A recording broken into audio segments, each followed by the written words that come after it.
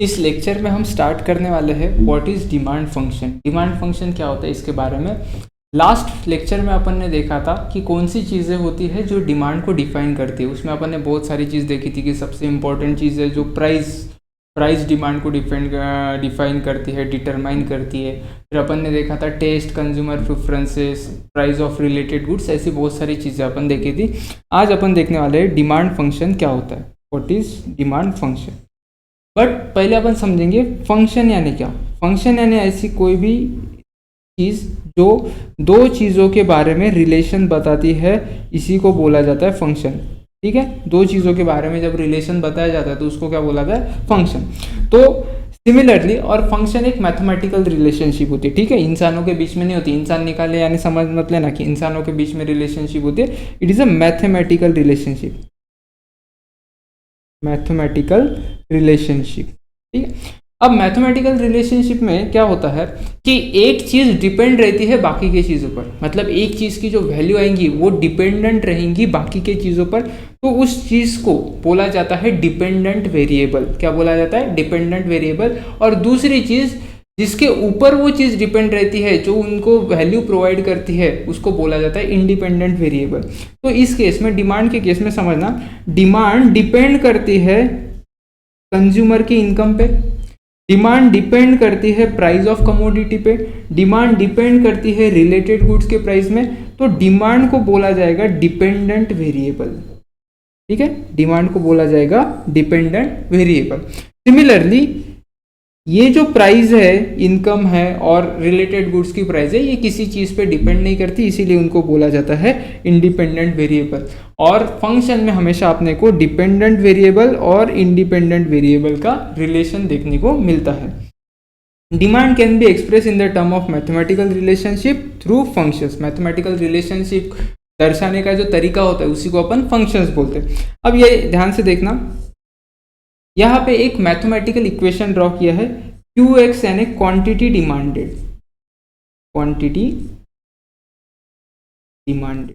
ठीक है, QX यानी क्वांटिटी डिमांडेड। अब ये जो क्वांटिटी डिमांडेड है यानी डिमांड है, वो किस बेसिस पे डिपेंड करती है, सबसे पहले वो डिपेंड करती है Y, यहाँ पे Y है इनकम। फिर वो डिपेंड करती है PR पे यानी price of related good, price of related goods. और लास्ट में वो डिपेंड करती है प्राइस ऑफ गुड्स पे, प्राइस ऑफ गुड्स पे। ठीक है, तो ये सारी चीज़ों पे डिपेंड करती है डिमांड।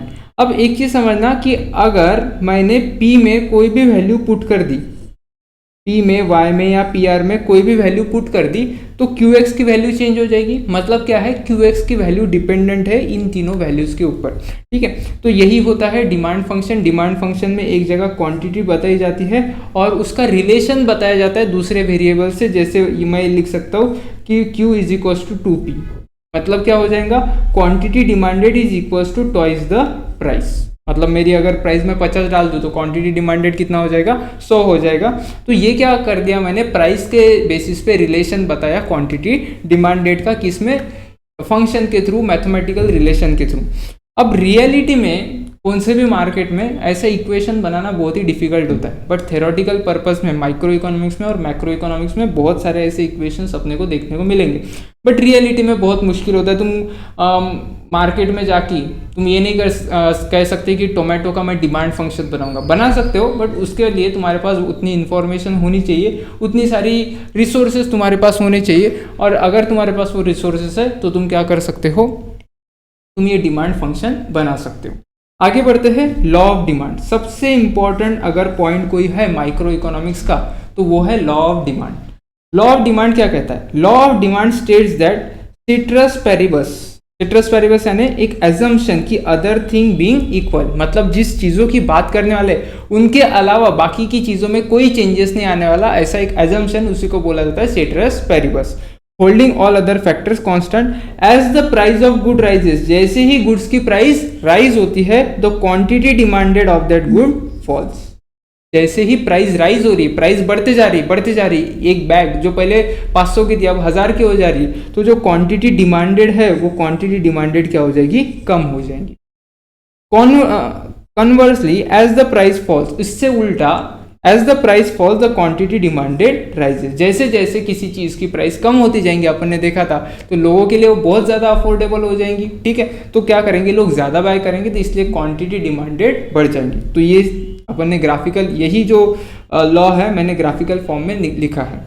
क्या हो गया, प्राइस इंक्रीज होंगी तो क्वांटिटी डिमांडेड फॉल होंगी, और अगर प्राइस डिक्रीज होंगी तो क्वांटिटी डिमांडेड क्या हो जाएंगी, इंक्रीज हो जाएंगी। मतलब एक चीज प्राइस और दूसरा क्वांटिटी डिमांडेड, इन दोनों का रिलेशन बताता है, कौन बताता है, लॉ ऑफ डिमांड। और इनका रिलेशन कैसा है सर, इनका रिलेशन उल्टा है, एक चीज बढ़ती है तो दूसरी गिरती है, दूसरी चीज बढ़ती है तो पहली ऊपर जाती नीचे गिरती है, तो इसी रिलेशनशिप को बोला जाता है इनवर्स रिलेशनशिप। इनवर्स रिलेशनशिप क्यों, क्योंकि एक के बढ़ने से दूसरा घट रहा है, या दूसरे के घटने से पहला बढ़ रहा है, या फिर दूसरा अगर बढ़ रहा है तो पहला घट रहा है। ये क्या हो रहा है कि वो दोनों अपोजिट डायरेक्शन में मूव कर रहे हैं, ये अपोजिट डायरेक्शन में मूव करने की वजह से उनके रिलेशनशिप को बोला जाता है इनवर्स रिलेशनशिप। तो लॉ ऑफ डिमांड क्या कहता है, लॉ ऑफ डिमांड बहुत ही सिंपल चीज कहता है, लॉ ऑफ डिमांड कहता है कि अगर प्राइस बढ़ी तो क्वांटिटी घटेगी, और प्राइस घटी तो क्वांटिटी बढ़ेगी। बस इतना ही लिखा है लॉ ऑफ डिमांड में, ठीक है सर। ये लर्न करने की जरूरत है क्या, लर्न करने की बिल्कुल जरूरत नहीं है, तुम्हें पता ही है लॉ ऑफ डिमांड क्या है, बस एमसीक्यू के लिए तुम्हें यूज करना पड़ेगा। आगे note, quantity demanded as the amount consumer are willing to buy at a given price. Quantity demanded क्या है, ये अपन ने पहले देखा था कि क्वांटिटी हमेशा तीन चीज़ों के, क्वांटिटी जब हम डिफाइन करते हैं तो तीन चीज़ें इंपॉर्टेंट होती है क्वांटिटी में, हमेशा याद रखना क्वांटिटी हमेशा यूनिट्स में, या डिमांड हमेशा यूनिट्स में या क्वांटिटी में बताया जाता है, ठीक है। सेकंड, डिमांड हमेशा प्राइस के रिलेशन में बताया जाता है, और तीसरा, डिमांड हमेशा पर्टिकुलर पीरियड के लिए बताया जाता है। Quantity demanded is the amount consumer are willing to buy at a given price, ये पढ़ चुके हैं अपन। व्हाइल क्वांटिटी सोल्ड में differ due to various market factors, वो क्या बोल रहे हैं, डिमांड, मान लो कि तुम्हारे पास 100 गुड्स की डिमांड थी, बट जरूरी नहीं कि हर बार 100 गुड्स मार्केट में बेचे जाएंगे, ठीक है। Such as supply constraint, inventory levels and market conditions, वो क्या बोल रहे हैं कि बहुत सारे फैक्टर्स होते हैं जिसकी वजह से मार्केट में जितना अमाउंट सोल्ड होता है और मार्केट में जितनी डिमांड रहती है वो अलग अलग हो सकता है। मान लो कि 100 की डिमांड थी तो 100 बिकने चाहिए थे, बट 100 नहीं बिके, 90 बिके। क्यों 90 बिके, सर हमारे पास ना 90 ही गुड्स अवेलेबल थे बेचने के लिए। भले ही लोग 100 गुड्स खरीदना चाहते थे, बट बेचने के लिए हमारे पास कितना अवेलेबल था, 90 गुड्स ही अवेलेबल था। तो ये क्या हो जाएगा, ये हो जाएगा क्वांटिटी सोल्ड, और ये हो जाएगा क्वांटिटी डिमांडेड, ठीक है। और ये चीज याद रखना कि हमेशा क्या होता है, ये अलग अलग टर्म्स है, ये एक भी हो सकता है, सिमिलर भी हो सकता है, और ये डिफरेंट भी हो सकता है। Quantity demanded might be equals to quantity of goods sold, और it may not be equals to quantity of goods sold, ठीक है। अब इम्प्लीकेशन क्या है, मतलब यूज क्या कहाँ पे करना है अपन देखेंगे। सबसे पहला जो यूज है वो यूज करते हैं डिमांड शेड्यूल बनाने के लिए। डिमांड शेड्यूल क्या है, demand schedule is a table that shows quantity of goods that buyer would choose to purchase at various prices with all other factor held constant. वो बोल रहे हैं कि एक टेबल है, बेसिकली क्या है, एक टेबल है जो बताता है कि कितने प्राइस पे कितने गुड्स बिकेंगे या कितने गुड्स की डिमांड आएंगी, ठीक है। तो फॉर एग्जाम्पल इन्होंने बोला है, ये आइसक्रीम का एग्जाम्पल, ठीक है, आइसक्रीम का एग्जाम्पल है। वो बोल रहे हैं कि अगर आइसक्रीम का एक कप 60 रुपए का है तो कोई नहीं खरीदेगा, ठीक है। अब ध्यान से समझना, जैसे जैसे प्राइस कम करते जाएंगे लोग खरीदने के लिए और ज़्यादा उत्सुक होंगे, क्योंकि चीज़ें सस्ती हो रही है। तो देखना कि प्राइस घट के अगर 50 कर दी एक कप आइसक्रीम की, तो अब 2 लोग खरीदने के लिए तैयार हो जाएंगे, मतलब क्वांटिटी डिमांडेड हो जाएगी 2। जैसे प्राइस में और नीचे गिरता हूँ, 40 कर देता हूँ, तो क्वांटिटी डिमांडेड हो जाएगी 4। क्वांटिटी डिमांडेड बढ़ गई प्राइस घटने से। देखो इनवर्स रिलेशनशिप अपने को दिख रहा है। वापस क्या हो गया, क्वांटिटी डिमांडेड और कम हो गया, 30 पे आ गया, प्राइस 30 पे आ गया, तो क्वांटिटी डिमांडेड और बढ़ जाएगा, वो चला जाएगा 6। 20 पे प्राइस आ गया तो 8 क्वांटिटी डिमांडेड रहेंगी, 10 पे प्राइस आ गया तो 10 क्वांटिटी डिमांडेड रहेंगी, और 0 अगर प्राइस कर दिया तो 12 क्वांटिटी डिमांडेड रहेंगी। तो जैसे जैसे प्राइस घटते जा रहा है वैसे वैसे क्या होते जा रहा है, तुम्हारा जो क्वांटिटी डिमांडेड है वो बढ़ते जा रहा है, as stated in the law of demand, ठीक है। तो ये जो शेड्यूल होता है ये इंपॉर्टेंट रहता है किसके लिए, बिजनेस पर्सन के लिए, जानने के लिए कि हाँ मैं अगर इतनी प्राइस रखूंगा, मान लो तुम आइसक्रीम सेलर हो तो तुम्हें डिसाइड करना पड़ेगा कि 40 की प्राइस रखनी है कि 30 की प्राइस रखनी है, क्योंकि तुम्हें पता होगा डिमांड शेड्यूल के हिसाब से कि अगर 30 की प्राइस रखोगे तो 6 कप आइसक्रीम बिकेगी और अगर 40 की प्राइस रखोगे तो 4 ही कप बिकेंगी। तो तुम्हें ये डिसाइड करना पड़ेगा कि 4 बेचने से 40 पे 4 बेचने से ज़्यादा फायदा हो रहा है या 30 पे 6 बेचने से ज़्यादा फायदा हो रहा है। वो मतलब सिचुएशन टू सिचुएशन डिफर करता है, बट ये इसलिए इंपॉर्टेंट होता है ताकि हम डिसाइड कर सके कि अपने को कितने प्राइस पे चीज़ें बेचनी है, क्योंकि जितने प्राइस रखेंगे उसके बेसिस पे कितनी डिमांड आएंगी वो डिपेंड करती है। नेक्स्ट दूसरा इम्प्लीकेशन है, दूसरा एक यूज़ है कि डिमांड कर्व। नेक्स्ट जो इम्प्लीकेशन होता है वो है डिमांड कर्व का। डिमांड कर्व क्या है समझते हैं। Demand curve is graphical representation of demand schedule. मतलब ये जो डिमांड शेड्यूल है इसी का ये क्या है, ग्राफिकल रिप्रेजेंटेशन है, मतलब ग्राफ पे ड्रॉ किया हुआ एक पिक्चर है with the price on the vertical axis. Vertical axis यानी वाई एक्सिस पे प्राइस रहेंगी and quantity on horizontal axis, horizontal axis पे क्वांटिटी रहेंगी, क्वांटिटी डिमांडेड QD। ठीक है, where plotting and connecting data points from the demand schedule reveals the relationship between quantity demanded and price।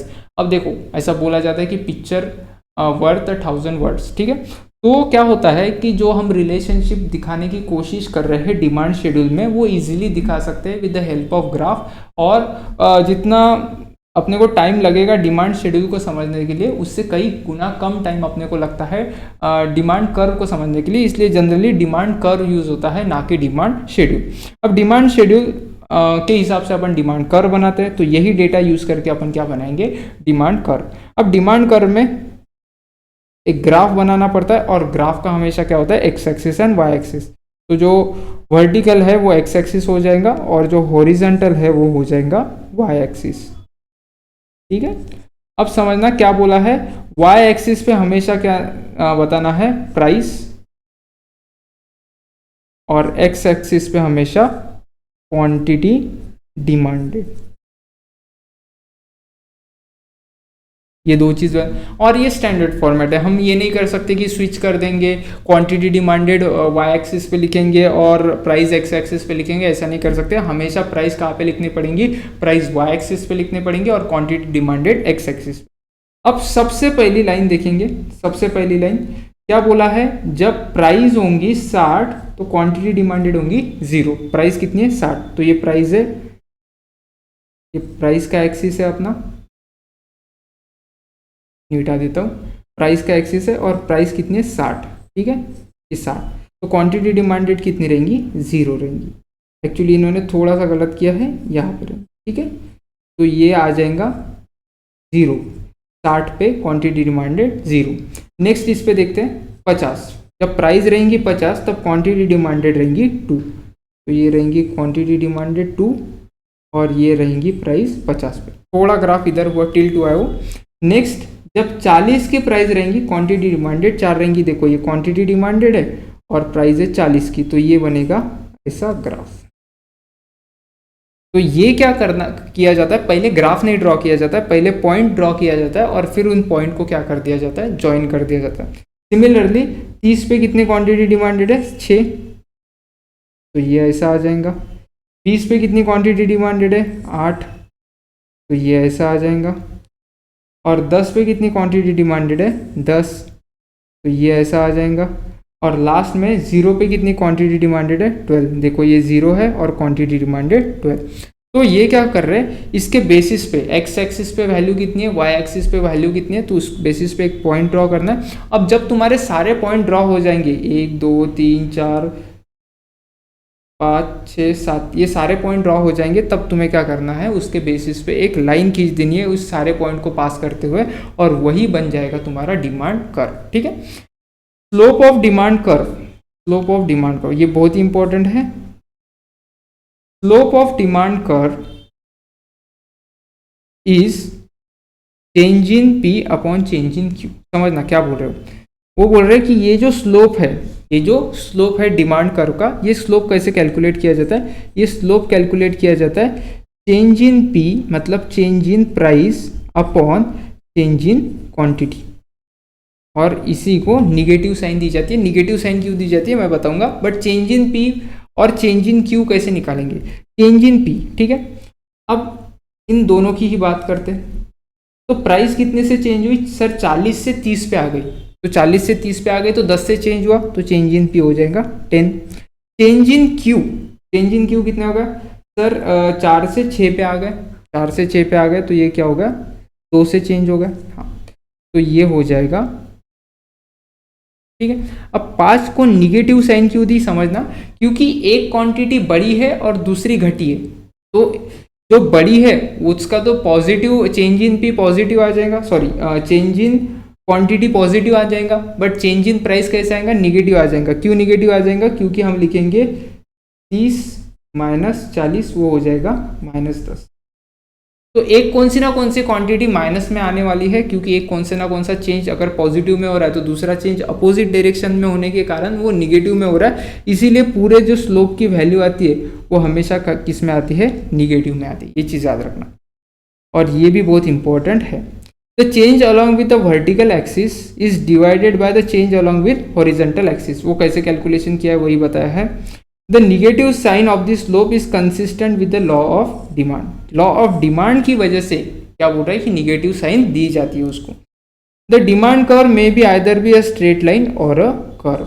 Demand curve ये जो अपन ने बनाया है ये स्ट्रेट लाइन भी हो सकती है और ये कर्व भी हो सकता है। मतलब क्या, ये डिमांड कर्व ऐसा भी हो सकता है या फिर ये डिमांड कर्व ऐसा भी हो सकता है। दोनों भी केस में उनको बोला जाएगा डिमांड कर्व बोला जाएगा, क्योंकि ये ग्राफिकल रिप्रेजेंटेशन है, ठीक है।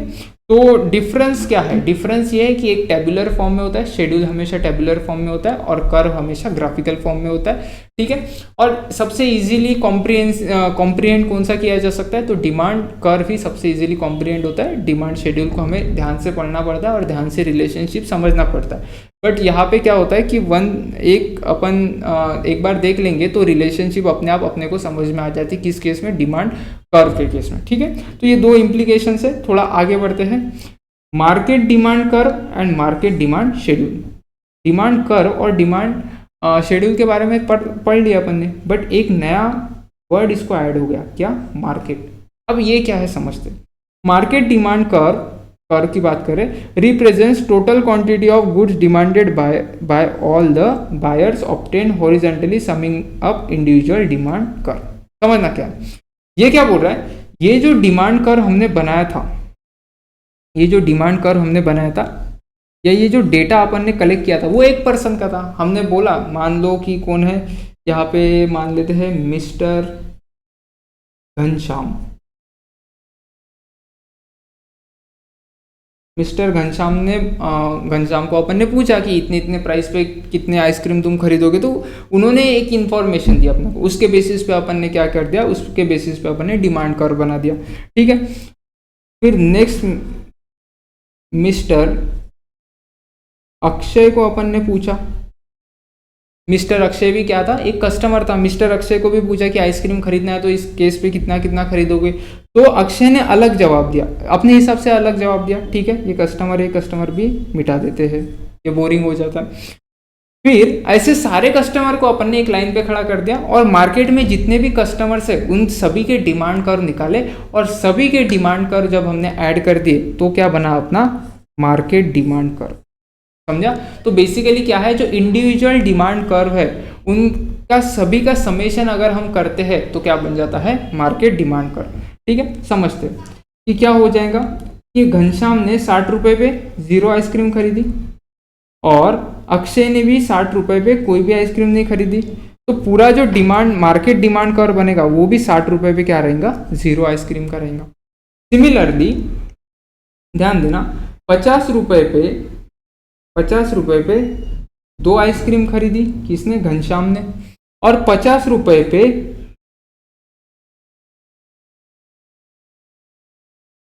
50 रुपये पे 1 मिनट 50 रुपये पे 1 आइसक्रीम खरीदी अक्षय ने। 50 रुपये पे 1 आइसक्रीम खरीदी अक्षय ने, ठीक है। तो घनश्याम के 2 आइसक्रीम और अक्षय की 1 आइसक्रीम, तो टोटल मार्केट ने कितनी क्वांटिटी डिमांडेड हो गई 50 रुपये पे, तो ये हो गई 3, ठीक है। तो ये हो गया 3। कैसे निकाला सर? 2 + 1 = 3। सिमिलरली अपन हर एक पॉइंट का ऐसे निकालते जाएंगे और अपने को क्या मिल जाएगा? Market demand curve. अगर मार्केट में डिमांड निकालनी है तो इंडिविजुअल डिमांड कर्व के बेसिस पे ही निकालनी पड़ती है, सॉरी मार्केट डिमांड कर्व के बेसिस पे ही निकालनी पड़ती है। बट जो मार्केट डिमांड कर्व है उसका जो कैलकुलेशन है, उसका जो रिप्रेजेंटेशन है, वो इंडिविजुअल डिमांड कर्व के बेसिस पे बनाना पड़ता है। तो पहले अपने को डेटा लेना पड़ेगा, डेटा लेने के बाद इंडिविजुअल डिमांड कर्व बनाना पड़ेगा, सभी के इंडिविजुअल डिमांड कर्व को एक साथ लाना पड़ेगा, तो क्या बन जाएगा? मार्केट डिमांड कर्व बन जाएगा। और ये जो है ये इक्वेशन है इसका लॉ ऑफ डिमांड का। मतलब अपन ने डिमांड का फंक्शन देखा था, वो एक्चुअली डिमांड का फंक्शन ही क्या है, उसमें क्वांटिटी डिमांडेड है और प्राइस है। ठीक है, अपन उसके बारे में बाद में बात करने वाले। अब सिमिलरली अपन मार्केट डिमांड का जैसे तुमने कर्व निकाला वैसे ही मार्केट डिमांड का शेड्यूल निकाल सकते हैं। मार्केट डिमांड शेड्यूल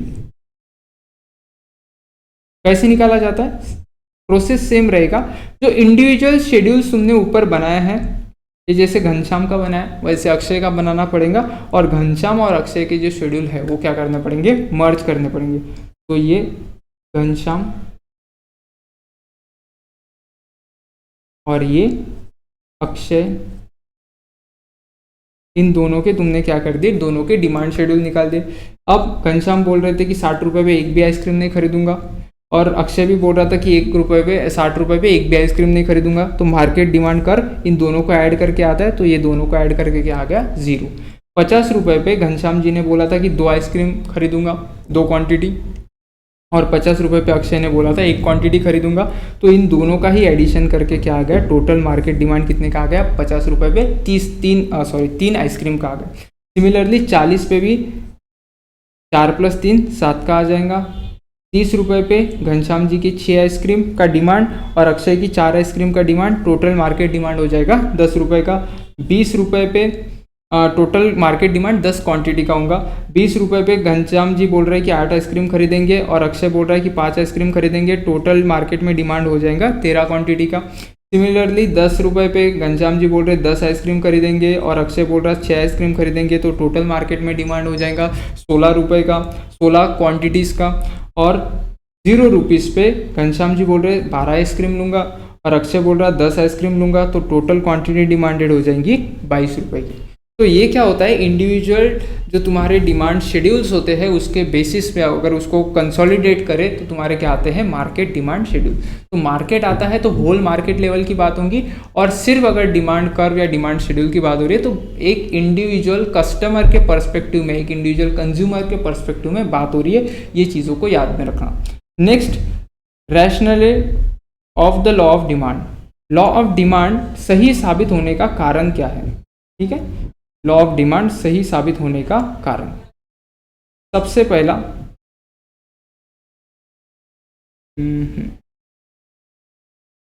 ठीक है, सबसे पहला price effect of fall in prices as per Hicks and Elon.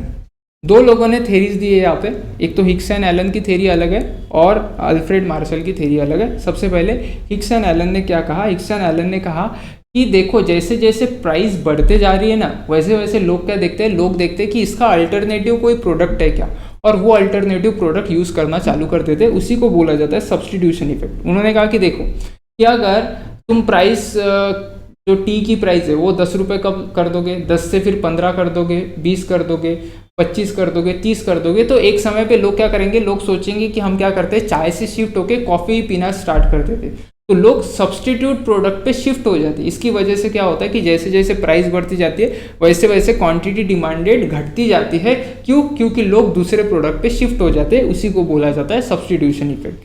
When the price of good falls it become cheaper relative to other goods. हाँ, ये क्या बोल रहे हैं कि अगर चाय की प्राइस घट गई तो कॉफ़ी वाले क्या करेंगे? कॉफ़ी वाले कॉफ़ी छोड़ के चाय पीने आ जाएंगे। Consumers are likely to substitute now cheaper good for the other relatively expensive good. Similarly चाय के साथ भी हो सकता है।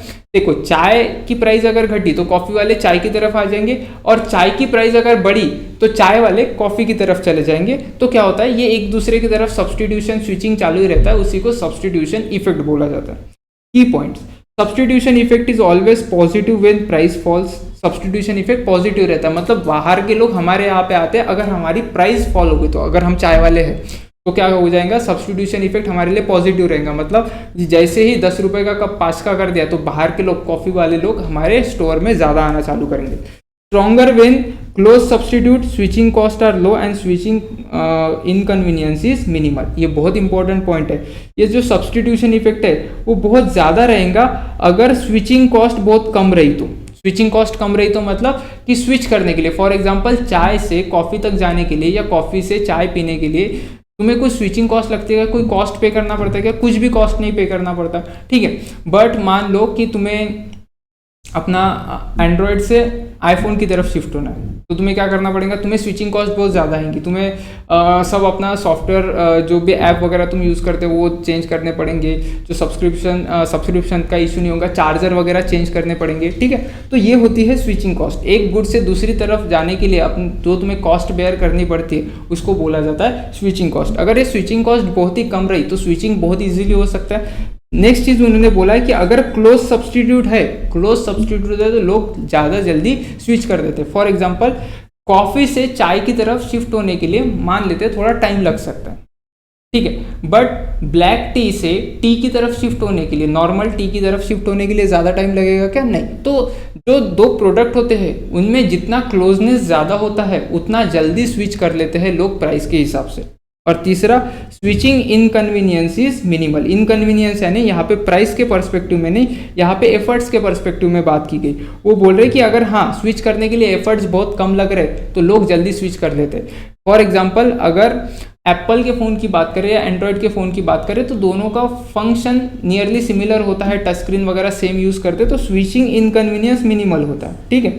बट अगर चाय और कॉफ़ी की बात करें तो जो कॉफ़ी पर्सन है वो चाय पे शिफ्ट होने के लिए उसको क्या हो जाएगा, बहुत इनकन्वीनियंस हो जाएगा।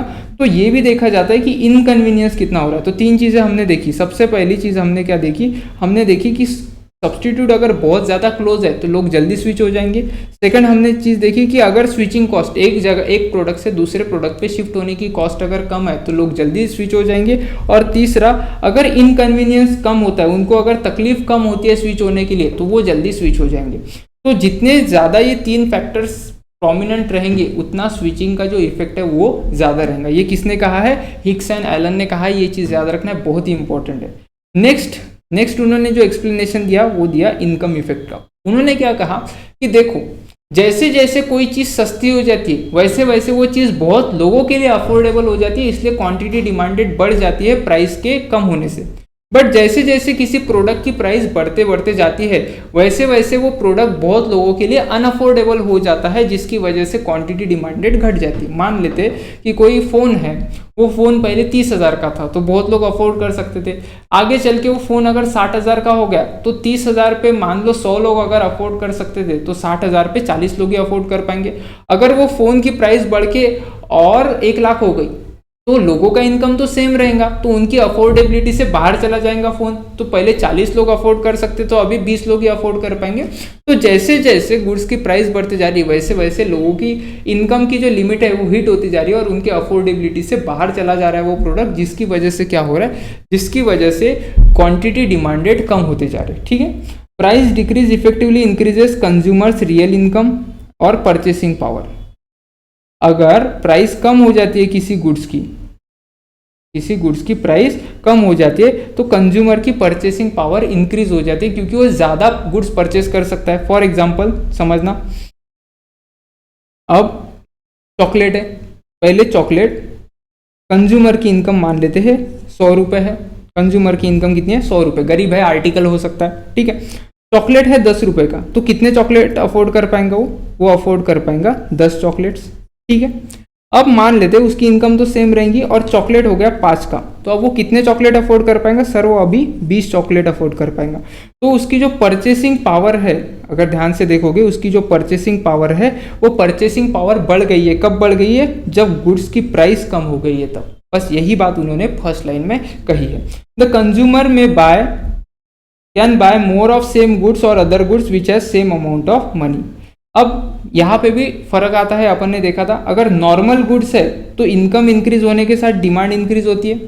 अगर इन्फेरियर गुड्स है, अपन ने देखा था इन्फेरियर गुड्स एक हद तक बढ़ते हैं, फिर उसकी क्वांटिटी डिमांडेड कम हो जाती है। क्यों? क्योंकि लोग लग्जरियस गुड्स पे शिफ्ट हो जाते हैं, लोग बेटर गुड्स पे शिफ्ट हो जाते हैं। इनकम इफेक्ट में reduce demand if price increases in a real income. यहाँ पे अगर इनकम बहुत ज़्यादा बढ़ गया तो उसकी डिमांड रिड्यूस हो जाती है after certain point of time, ठीक है, क्योंकि वो हायर क्वालिटी अल्टरनेटिव्स पे शिफ्ट हो जाते हैं। However if the substitution effect is stronger demand might still rise. अगर सब्स्टिट्यूशन इफेक्ट स्ट्रॉन्ग रहा, सब्स्टिट्यूशन इफेक्ट, ये अपन इनकम इफेक्ट की बात करें, अगर सब्स्टिट्यूशन का इफेक्ट भी स्ट्रॉन्ग रहा, दोनों इफेक्ट एक साथ काम करते, तो क्या हो सकता है, इंफीरियर गुड्स के केस में भी डिमांड बढ़ सकती है, ठीक है।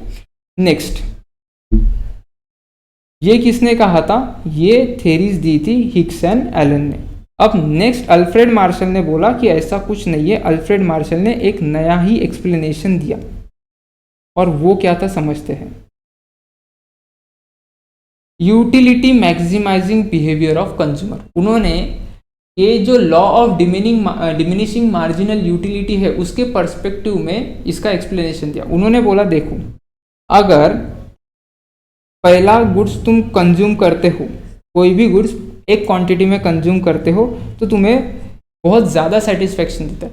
अगर सिमिलर गुड तुम अभी दूसरा सिमिलर गुड कंज्यूम करते हो, या सेम गुड तुम कंज्यूम करते हो, मान लो तुमने एक आइसक्रीम खाई तो तुम्हें सेटिस्फेक्शन मिलता है। इमीडिएटली अगर तुमने सेकंड आइसक्रीम खाई तो सेकंड आइसक्रीम के वक्त फर्स्ट आइसक्रीम जितना सेटिस्फेक्शन नहीं मिलता, उससे कम सेटिस्फेक्शन मिलता है। थर्ड आइसक्रीम अगर इमीडिएटली खाई तो उससे कम सेटिस्फेक्शन मिलता है, ठीक है। फोर्थ खाई तो उससे कम सेटिस्फेक्शन मिलता है, फिफ्थ खाई तो बहुत ही कम सेटिस्फेक्शन। तो बोल रहे कि जैसे जैसे तुम क्वांटिटी ज़्यादा कंज्यूम करते जा रहे हो, वैसे वैसे तुम्हारा सेटिस्फेक्शन लेवल कम होते जा रहा है, और जैसे जैसे तुम्हारा सेटिस्फेक्शन लेवल कम होते जाएगा, तुम्हारी उस गुड्स की यूटिलिटी कम होती जाएंगी, तो उस गुड्स के लिए तुम कम कम पे करना स्टार्ट कर दोगे। पहली आइसक्रीम के लिए तुम रेडी हो जाओगे 100 रुपये पे करने के लिए, बट तुम चौथी पांचवी आइसक्रीम के लिए 100 रुपये पे नहीं करोगे, क्योंकि जो सेटिस्फेक्शन, जो यूटिलिटी तुम्हें मिल रही है, वो यूटिलिटी अब बहुत कम मिल रही है। इसी वजह से उन्होंने कहा कि जैसे जैसे क्वांटिटी डिमांडेड बढ़ती जाएंगी, ये पहली क्वांटिटी है, ये दूसरी है, ये तीसरी है, ये चौथी है, पांचवी है, वैसे वैसे प्राइस कम होते जाएंगे। क्या हो रहा है? क्वांटिटी डिमांडेड बढ़ रही है। ये एक क्वांटिटी थी, ये दो थी, ये तीसरी, चौथी, पांचवी, तो क्वांटिटी डिमांडेड बढ़ रही है, वैसे वैसे प्राइस क्या होती जाएंगी? कम होती जाएंगी, क्योंकि सेटिस्फेक्शन कम मिल रहा है। ये किसका एक्सप्लेनेशन था? ये अल्फ्रेड मार्शल का एक्सप्लेनेशन था। याद रखना, हिक्स एंड एलन का एक्सप्लेनेशन था इनकम इफेक्ट और सब्स्टिट्यूशन इफेक्ट, और जो अल्फ्रेड मार्शल है उनका एक्सप्लेनेशन था utility maximizing behaviour of consumer. उन्होंने यूटिलिटी के पर्सपेक्टिव में बताया, और हिक्स एंड एलन ने इनकम और सब्स्टिट्यूशन के पर्सपेक्टिव में बताया। The consumers aim to maximize their satisfaction by balancing marginal utility. अब मार्जिनल यूटिलिटी क्या होता है कि एक एक्स्ट्रा चीज़ कंज्यूम करने से तुम्हें कितना एक्स्ट्रा सेटिस्फैक्शन मिल रहा है, उसी को बोला जाता है marginal utility of a good. और ये मार्जिनल यूटिलिटी क्या होती है? कम कम होते जाती है गुड्स के साथ। अपन देखेंगे कि देखा था अपन ने कि पहले इसमें देखो सेटिस्फैक्शन सबसे ज़्यादा, फिर कम हो गया, फिर कम हो गया, फिर कम, और फिर कम। तो मार्जिनल यूटिलिटी क्या होते जा रही है? एक एक गुड्स कंज्यूम करने से कम कम होते जा रही है। Key points, diminishing marginal utility. Marginal utility कैसी होती है? डिमिनिशिंग होती है। More units of goods are consume, the additional satisfaction from each additional goods decreases. Additional satisfaction क्या हो रहा है? डिक्रीज होते जा रहा है। Consumer only willing to buy additional goods at a lower prices. क्यों? क्यों? सेटिस्फेक्शन ही कम मिल रहा है भैया। अगर सेटिस्फेक्शन कम मिल रहा है तो पैसे ज़्यादा थोड़ी देंगे, पैसे कम देंगे। इसी वजह से प्राइस के साथ साथ क्या होते जाता है? प्राइस कम होते जाती है जैसे ज़्यादा ज़्यादा क्वांटिटी हम डिमांड करते हैं, which leads to downward sloping demand. ये जो नॉर्मल अपना डिमांड करो अपन देखते हैं डाउनवर्ड स्लोपिंग वाला, उन्होंने कहा कि इसका जो आंसर है वो डिमिनिशिंग मार्जिनल यूटिलिटी है। इसका जो कारण है वो डिमिनिशिंग मार्जिनल यूटिलिटी है। बट हिक्स एंड एलन ने वापस से क्या कहा था? Substitution effect and income effect. तीसरा जो कारण है जिसकी वजह से लॉ ऑफ डिमांड वैसा है जैसा वो है arrival of new consumer. New consumer आ जाते हैं। न्यू कंज्यूमर क्यों आते हैं sir?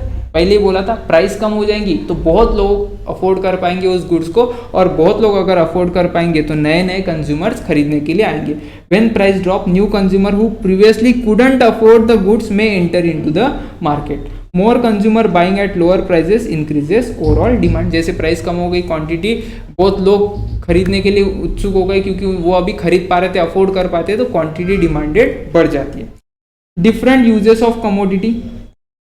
Many goods have multiple uses, electricity उसके बहुत सारे यूजेस होते हैं। The price drop can make it feasible to use goods in additional ways. वो क्या बोल रहे हैं, देखो वो बोल रहे हैं कि इलेक्ट्रिसिटी अगर 10 रुपये पर यूनिट से है तो हम 3 कामों के लिए यूज़ करेंगे। मान लो हम क्या करेंगे, हम वाटर हीटिंग के लिए यूज़ करेंगे 2 यूनिट यूज़ करेंगे, ठीक है। फिर हम यूज़ करेंगे ये चीज़ कंप्यूटर के लिए, तो यहाँ पे भी 2 यूनिट कंज्यूम करेंगे। और फिर लाइट के लिए यूज़ करेंगे अपन, यहाँ पे भी 2 यूनिट कंज्यूम करेंगे। बट वो क्या बोल रहे हैं कि जैसे ही प्राइस हो जाती है, मान लो यहाँ पे प्राइस हो गई 19 रुपये per unit, 19 rupees per unit, तो हम क्या करते हैं, हमारे जो डिफरेंट तरीके जिससे अपन इलेक्ट्रिसिटी यूज़ कर सकते हैं वो तरीके हम क्या करते थे, लिमिट करते थे। हम बोलेंगे कि वाटर हीटर क्या है हम यूज़ नहीं करेंगे, इलेक्ट्रिकल वाटर हीटर यूज़ नहीं करेंगे, दूसरा कोई अल्टरनेटिव ढूंढ देंगे।